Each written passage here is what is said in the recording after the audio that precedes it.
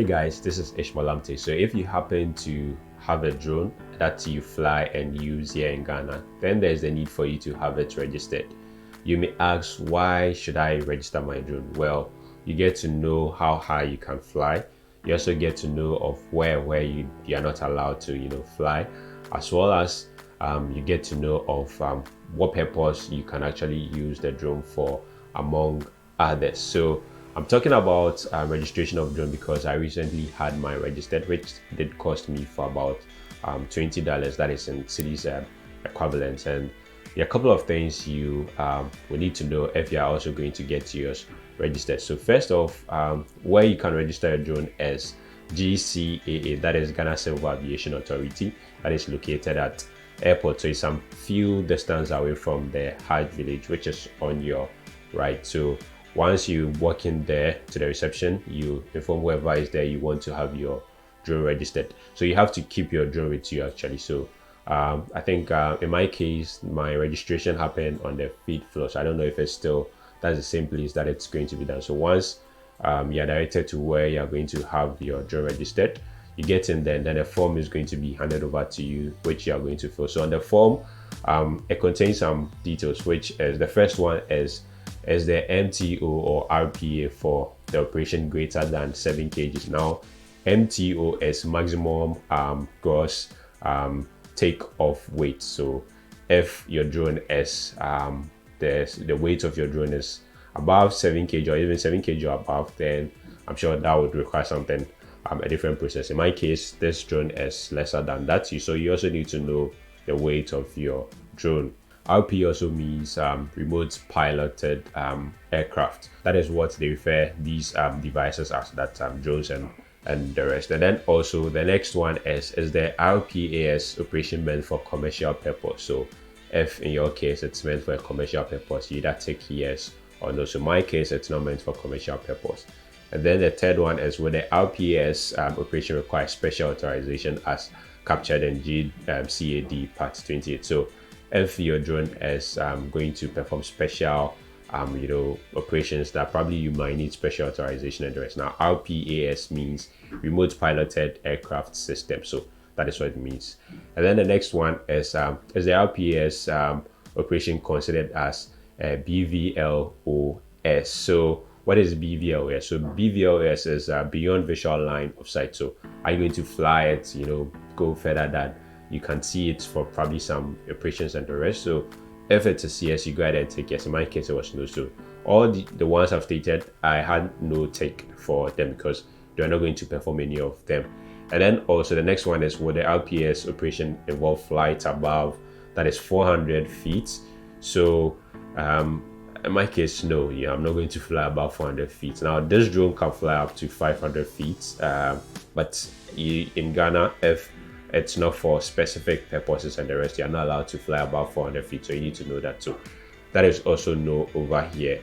And then the next one is, will the RPS involve flights within 10 kilometers radius of a helipad or airport? In my case, no. Even with the DJI, once you want to fly within some of these areas, you need to get some specific or like some special authorization before you can fly. So in my case, no as well. The next one is, will the RPS operation involve flights closer than 30 meters, that's 98 feet, to vehicles, boats, buildings, or people not in operator's control or without explicit permission from the relevant persons or owners? So at this point, what is basically asking, are you going to be flying your drone around busy places or maybe off, should I say, buildings and the rest? If that be the case, sometimes you require some sort of permission before you go ahead to do that. In my case, no, I'm not going to be doing that. I'm actually still learning to fly and the rest. So, and then finally, the last question is, will the RPAS operation involve flight over any popular areas such as beaches, heavily populated parks, among others? So in this case also, mine is no as well. So these are the questions you need to answer. I'm sure in my case everything was no. So if I had yes to any of them, I'm sure I would require like a different process as part of registering my drone. So after filling this, and then you go ahead to make payment of about $20, that is CD's equivalent, at the account office. So the account office it's a bit away from the where you go for the forms and everything. So that's like a bit closer to Terminal 3. So you have to walk some distance or maybe drive there, whichever means you want to go there. I'm actually going to plot the places and the map of the places in the description of this video, so you get to know where to go to and how easy to get to these places. I did get a bit lost, especially when I was going to the account office, but I was able to figure out my way. After you've gone to make your payments, you come back with the receipt of the payment, and then another form is going to be handed to you, which is basically going to collect some basic details. So the first one is your name as well as company, your nationality, your contact details. That requires your phone number, your email, as well as your residential address. And then you also have to know the make of your drone, as well as the model, and then the serial number. So in my case, the make is DJI, the model is Mavic Air 2, and then the serial number is contained within the battery compartment. So if I take off the battery, the serial number is there. So you have to provide all these details. And then you also have the purpose of the drone. So this point is also very important. Mine is learning to fly as well as for recreational activities. So it's not going to be used for any commercial purpose. But if yours is going to be used for commercial, whatever purpose it is, once you state in there, then whatever process you have to go through, you go ahead to go through that process. And then finally, you put in the date as well as your signature for the registration process. So once you are done, there is a sticker which is going to be placed on top of your drone. So that's my place in there. That's more or less like your registration number, or if it's a car, it's your car number anyway. So that is the process if you have to go through if you want to have your drone registered. I must say it is very important to have your drone registered.